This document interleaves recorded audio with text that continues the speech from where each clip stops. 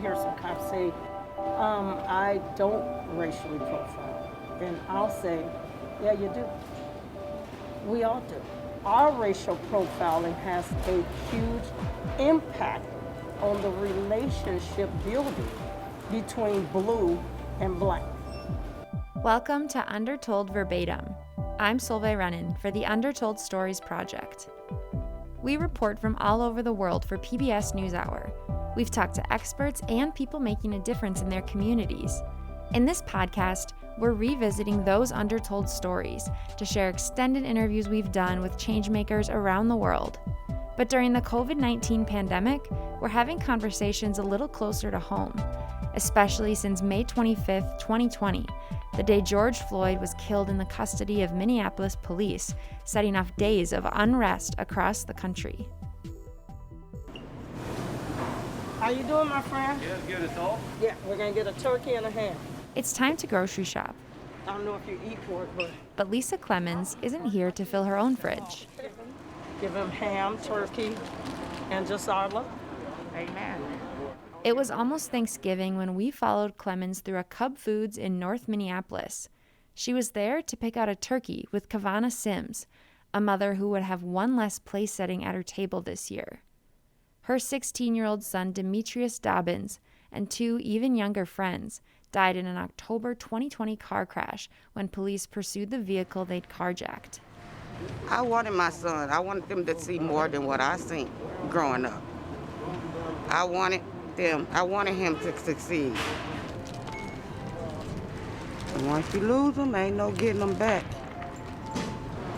We found her in tragedy, which is sadly where we find a lot of people, in tragedy. But when we find them in tragedy, we don't want to lose that relationship with them. We want to ask you, what more do you need? What more can we do? Watching out for people like Sims is all in a day's work for Clemons, who is 57, the mother of 3 biological and 2 adopted children. She's a former Minneapolis police officer who founded a nonprofit called A Mother's Love, a brigade of people in bright pink t-shirts trying to bring back the metaphorical village they say it takes to raise a child. Clemons dreamed of being a cop since she was young, but left the department 20 years ago for a broader advocacy. Our correspondent, Sam Lazaro, spent a cold November day with her as Clemons and her team passed out COVID kits of masks and toiletries, Kim, did you bring the ones for kids, the masks, just the kits for kids? purchased hams or turkeys, Kavana, when you ready, we're going. and organized an upcoming Christmas toy drive. We gotta figure out a different way to do it. Can you do it outside? So Lisa, tell us a little bit about your career switch. What made you go from being a police officer to founding A Mother's Love? In all honesty, I got sick of putting young people in the back of the squad car. And I always said that when I got sick of going into homes and I didn't see the things that you need to make sure that your kids are successful in a lot of those homes, like books and crayons and pencils in an area that's just designated for that kid to feel like they own some part of that house. And it wasn't always that people just weren't doing it. It was, I think they were never taught to do it or weren't conscious that was needed. So I knew I used to take young people down to juvenile detention or young people to Hennepin County Jail, and they would say to me, "Oh, stop preaching to me and just take me to jail," and we would laugh. And I just knew that once I was done with that career, that I wanted to do something to reach young people, reach families, and instill some different values that they just may not have been taught. I came from poverty, but values and having a moral compass and education, it was a big deal for my mom. And it helped her kids be well-rounded kids.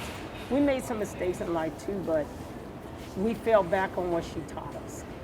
What was and what perhaps continues to be the biggest challenge for you in trying to move the needle in building the village that we talked about earlier? I think the biggest challenge is them not understanding the black mother and the black woman, and the fact that oftentimes, upwards of 70% of the time, we are single mothers in the home. That does not mean that the father is not in a kid's life in some way, but the everyday that our kids see is us as single mothers. And I think that that conversation is never had on a national level. We're more shamed for being a single mom than we are embraced for being a single mom, trying to make it happen for our kids. So every mistake we may make is magnified. Every good thing we may do receives no attention. So I'm trying to be a voice to say, here we are. We're right here. We may ask you for help and we may not ask you for help, but that doesn't mean we're not here. So I want to be that catalyst that gives mothers and daughters a voice. Is there stigma attached to being a single mom in this community? Absolutely, absolutely. Because I think they often forget, if you look at programs, if you look at a lot of the boots on the ground organizations, right now I'm the only black woman who actually has a boots on the ground organization in the community. But if you look at it and you listen to city address, state address, you listen to presidents speak, all they talk about is the black man and the black boy. I'm very proud to hear that. But what they forget is oftentimes we as black mothers are not only raising black daughters, we're raising black sons as single parents. So they tend to forget that when they're talking about the plight of America.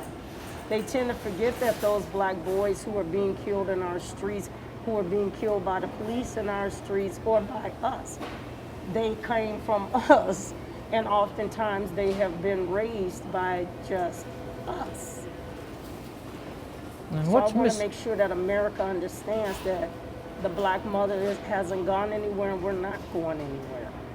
What's the consequence of not acknowledging that? The role of the black mother?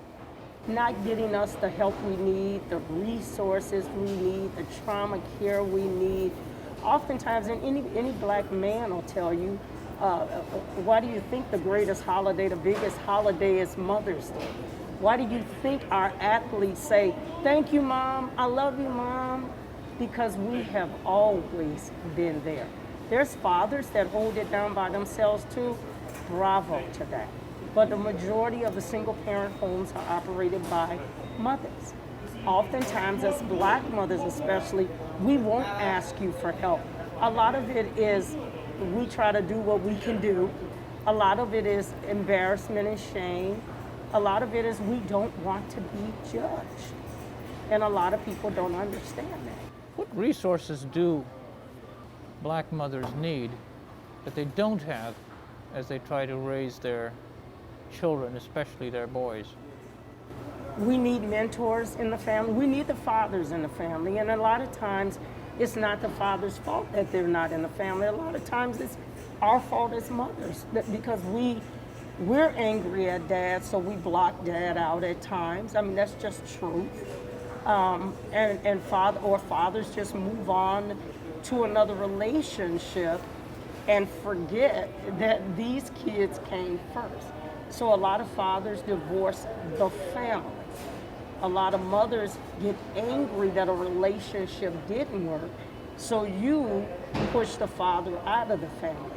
What a mother's love is trying to say is, while you're helping this father be a part of his family, whether he's absent or not, you have to be able to help this mother be stronger in that household. So what our kids see, they emulate.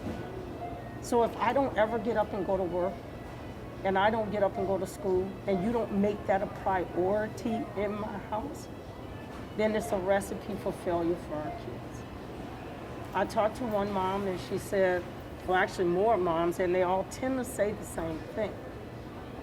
We're just waiting on that phone call. Waiting when on that. I first heard that phone call, and when I first heard that, I said, what phone call?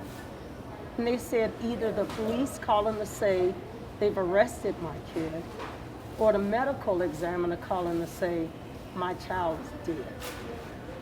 And I never forget how that made my heart feel like it collapsed in my chest. We're waiting on those kind of calls? I want you to tell me you're waiting on a call that your kid called and said, I'm getting married today, I'm getting married, Mom, or I graduated, Mom, I got my degree, Mom. I'm waiting on us to celebrate past a high school diploma and a GED. I'm waiting on us to celebrate. My kid got a job. I don't care if it's a police officer, a doctor, a lawyer. My kid got a job today. Those simple pleasures that a lot of people take for granted, that we don't always see in our community.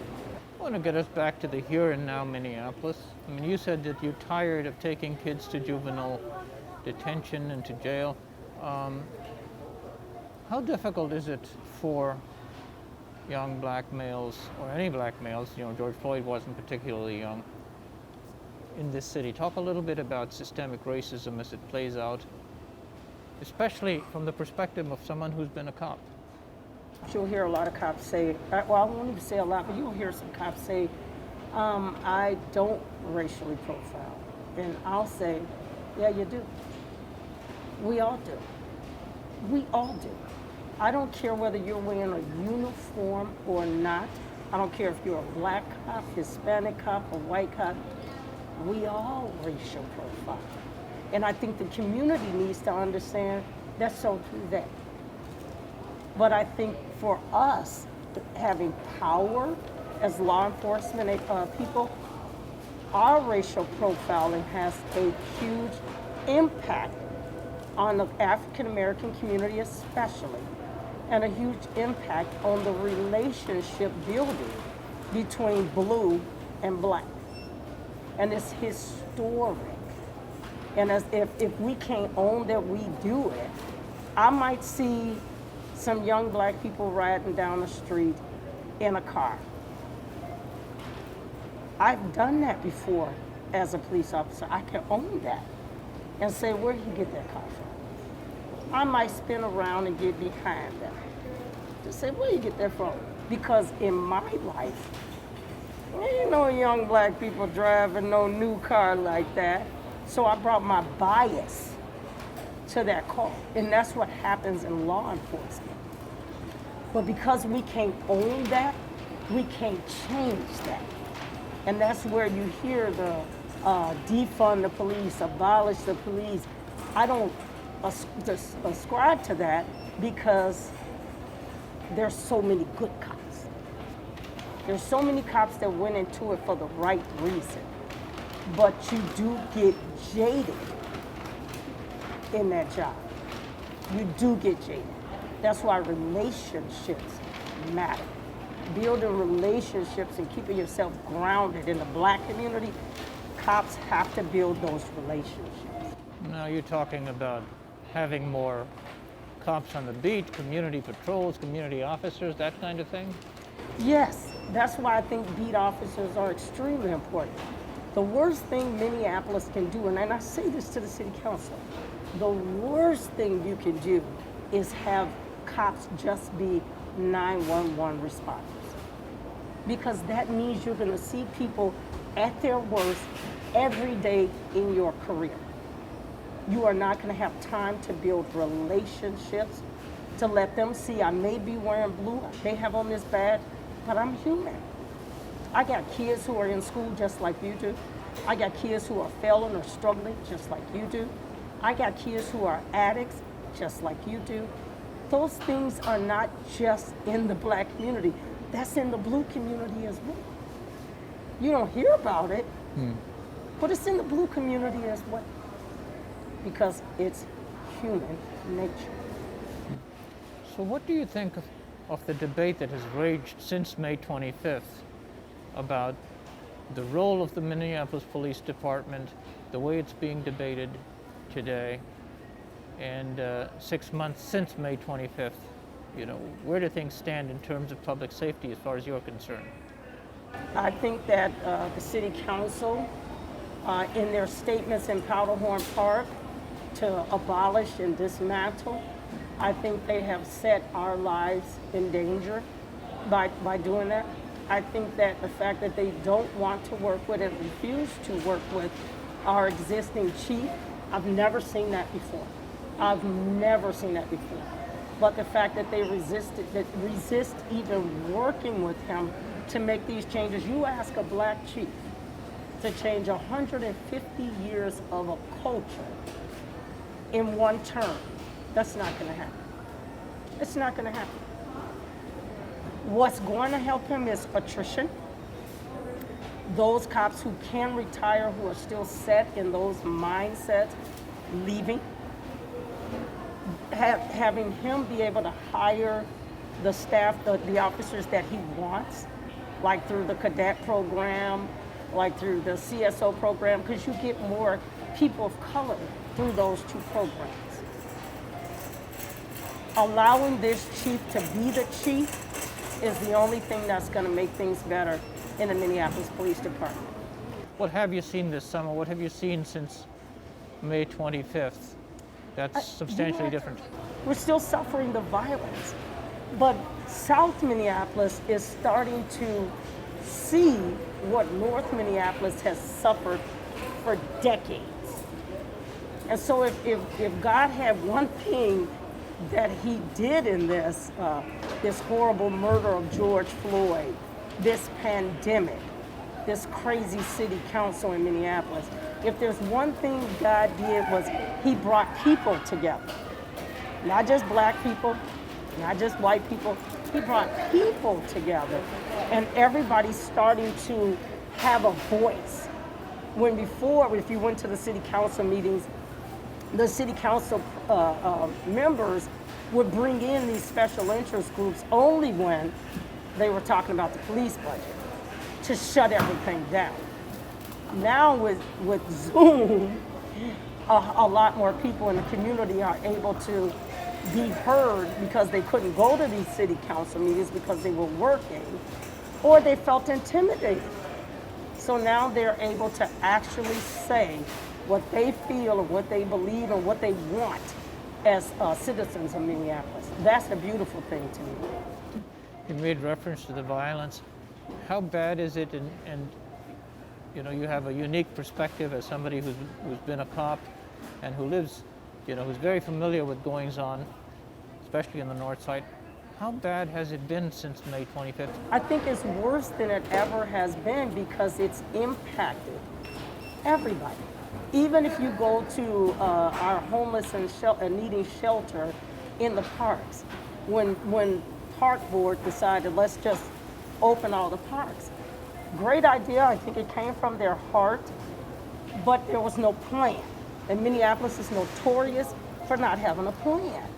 So in opening the parks like that, you brought the violence to the parks in all the communities.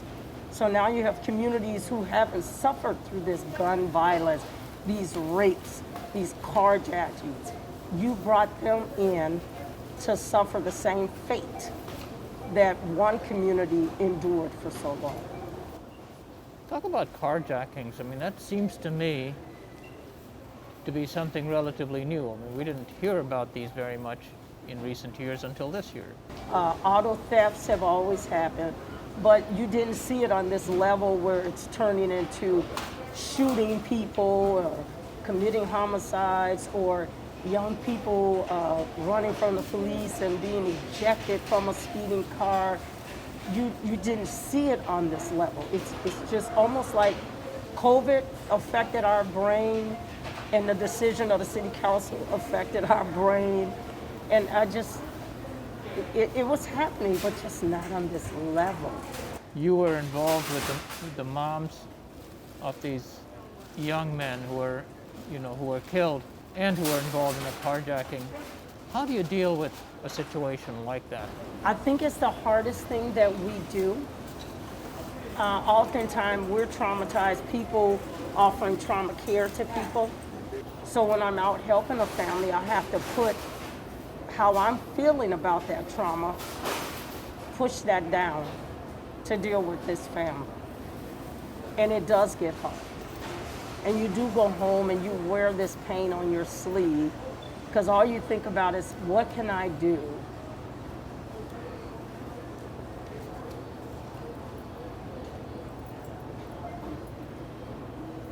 what can I do to make this pain a little bit easier for this family? And you think that time after time after time. So if I can give them some baby diapers, some formula, if I can give them my time to just let them vent and let them just tell me what they're going through, if I can give them some turkey or ham, if I can give them some Christmas gifts, anything that'll make them smile for that one moment, I'm gonna give them that. Yeah. If I can get them to some resources, if I can get their kids some jobs, if I can get them, if whatever it is that a mother's love can get to families, that's what we're going to do. How do how does a mother deal with what must be stigma in her heart for fear of, how society will perceive her as somehow having failed this child? I can't worry about how society receives a mother who lost her child. I have to worry about how that mother is feeling about the loss of her child. We're not saying their kids didn't commit a crime. And I send my love and respect to the elderly woman that they beat up to take her car. I send my love to her and her family. But I think even she would understand that these 3 kids are dead. They're dead. They stole her car, they assaulted her, but she would never have wished death on them. So I can't worry about how society feel about the crime they committed. I can only give my love and respect to the family who suffered the carjacking, and I can only give my love to the family who lost their 3 kids in that car. Does it complicate matters for the mom, which is more sort of where I was going with this question, to be able to move on from it, because she obviously, or in many cases, would feel like she herself has failed the child in some way. Do you encounter that, and how do you treat that kind of a situation yourself as you offer help to these women? We encounter it all the time. These mothers beat themselves up. For her, the mom you met today, her son was the 16-year-old in the car. He got a job, he worked at Walmart. She took him dinner that day at the store. It's a regular day for her. My kid just put in a good hard day's work, and then later that night into the morning, her son is dead. So I think for her, she's a hard-working mom. Her kid is a hard-working kid, but some choices he made in his young life took his life away from him. What switch was flipped that would take a child, who is at the start of a promising life, has his first job, to commit a crime like a carjacking? I think trying to belong. I think a lot of it is trying to belong. If my friends are doing this, I don't want them to think I'm a wuss, so trying to belong. Peer pressure, in other words. Yep, and having nothing to do. I'm trying to go to kids and bring them into an at-risk center and give the families all the resources they need in one space and educate those young kids, historical knowledge, African American history, get them job training. I'm trying to take us in that direction. So when I hear the city talk about getting rid of the police, and I'm thinking you have nothing in place to address the ills of society in Minneapolis. What is the role of the police department in dealing with some of these societal issues? Because part of the drive to defund the police is the feeling that they are being put into situations that they're just not capable of dealing with, not trained to deal with. Mental health situations, for example. Do you support that kind of a shift so that cops are sent to things that they're trained to do best, not to deal with mental health situations? Talk a little bit about how you would like to see the police department ideally structured, were you to have the magic wand. So when I worked in child abuse, we had child protection embedded in the unit with us. So we worked together as partners when we went out on calls, and we could say, yeah, no, I don't think that's a case that you should be asking me to remove a kid. So we worked as partners. So I think for the mental health piece, I think to tell the community that we don't want the police to respond to mental health issues is just a blatant lie, because that's not gonna happen. Even if you have social workers and mental health experts responding to mental health issues, there's going to be times that they're going to need the police. So I say to the city council, what is the policies of mental health workers and social workers when you're saying that they're going to be the ones responding to their calls? Because their policy may say, if it's a dangerous situation, you will not respond unless the scene is made safe. It is no different than the fire department. They will not, even when we had the arsons and looting, the fire department would not respond to certain fires without a police escort. So to keep trying to sell the community that these experts are going to respond by themselves to these dangerous situations, it's just not true. But I'll say this again. If the situation is not safe, that mental health worker, even if they're sitting in a car with a police officer, are going to be left at a distance until the scene is safe for them to go in and calm that person.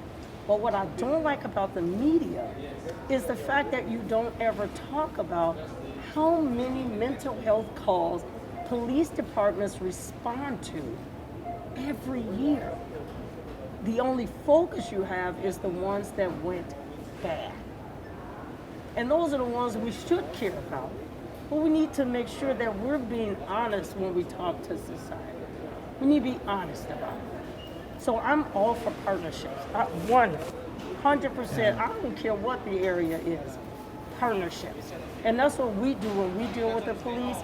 If we're doing something for Christmas, we include them in that. If we're handing out food and doing food security like we did here in Cubs Lot and then moved over to the church, we do that with the police. Yeah. They go pick up and bring truckloads of food to donate as well. We don't always feel like we have to advertise that we work in a partnership with the police, but everybody in the community knows it, because our focus is not the police. Our focus is getting the people what they need to survive and to be safe in their homes. That's what our focus is. And finally, as you look ahead, there's going to be a trial for the 4 officers. Are you concerned for what might ensue out of it?